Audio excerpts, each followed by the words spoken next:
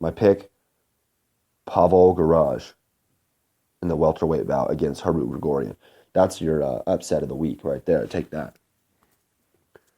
All right, dude, enough about that shit.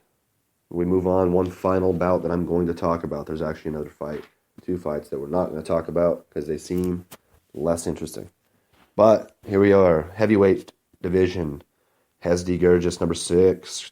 3 straight losses. That's not his fault, though. Benjamin Abdegboy, excuse me, I'm stupid. Guido Innocente, and Ismail Lange.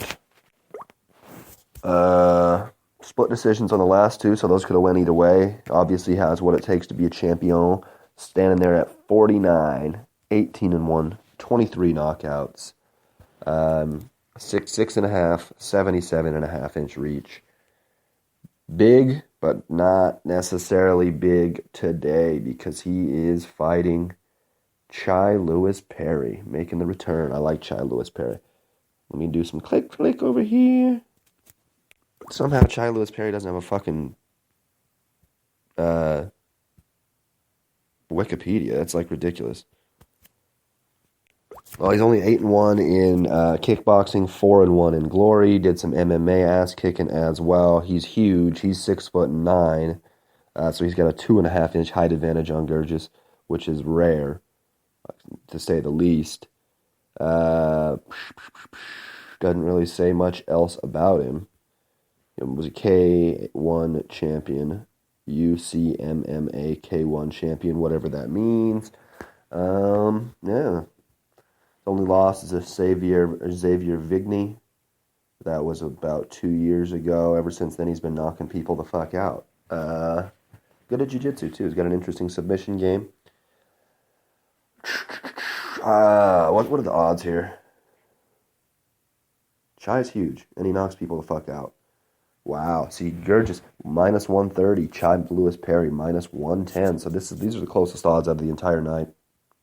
I think Lewis Perry gets the win. I think he's just too big. I think he uses his length and jab to set up, and he ends up stunning Gurgis and then gets him to the ropes and puts him out flat. I think, and if he loses, I think it's going to be a knockout as well. But I think Chai Lewis Perry's the man. Up and coming. And I'd like to see where he's going from here. 4-1 in glory, so he's definitely no slouch. 8-1 overall. Most of his kickboxing fights have happened in glory. So yeah, I don't know. Go ahead and take Chai Lewis. Don't take him for the money. I wish he was a massive underdog for the money, but I think he's going to win the fight. All right, that wraps up our Glory 39 Brussels breakdown, I guess, for tonight. Before I push pause and stop this motherfucker, we have one boxing match that we're going to talk about. It is for the lightweight title, WBC and WBA, I believe, a rematch from September fight. The champion, Jorge Linares, versus the challenger and ex-champion, Anthony Crolla. Yeah, he's actually the WBA and the ring lightweight champion right now. The ring lightweight title is what he just won from Crolla. And I guess WBA too. I don't know how the hell. Yeah, I guess he was the WBA. Oh, yeah. Okay, so yeah, he lost. He wasn't the ring lightweight. He was the WBA lightweight. The ring was vacant. He won, or he lost his WBA, and then the ring vacancy just went to Linares. So that's where we're at right now. That was a unanimous decision back in September for Jorge Linares in Manchester Arena. Same place. This time we're doing it March 25th. Linares is a Venezuelan, 41-3, 27 KOs, 31 years old, standing 5'8", 69-inch reach. Anthony Crolla is from Manchester, 31-5-3 with 13 knockouts, so not nearly the knockout power. 5'8.5", about the same height, 67-inch reach, slightly less on the reach, 30 years old, 1 year younger.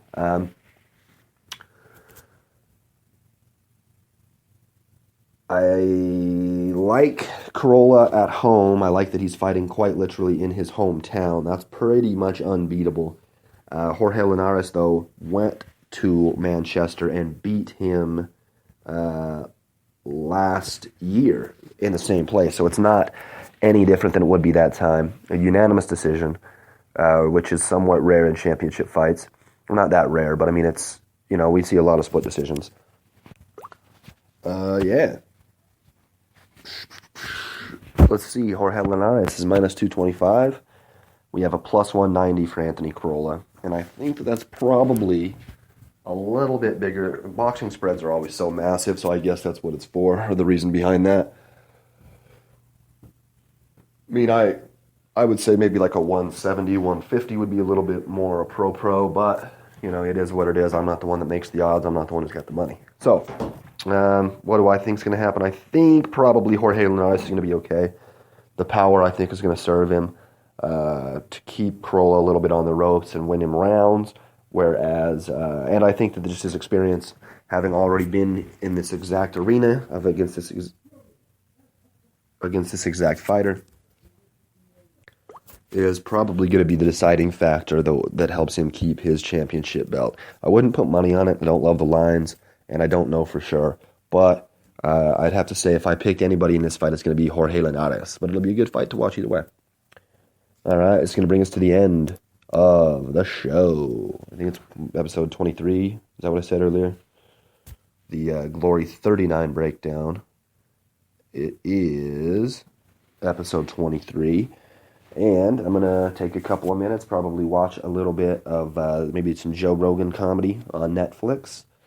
And then I'm going to come back a little bit later today with the NBA Weekly, which is going to be one day late this week. But I'm determined to do it today to make sure that it isn't 4 days a week or anything like it was the other day or 2 weeks ago or whatever it was. I apologize for that. I promise you get an NBA Weekly today. And until then, y'all have a fantastic afternoon or wherever the hell you are, and I love you.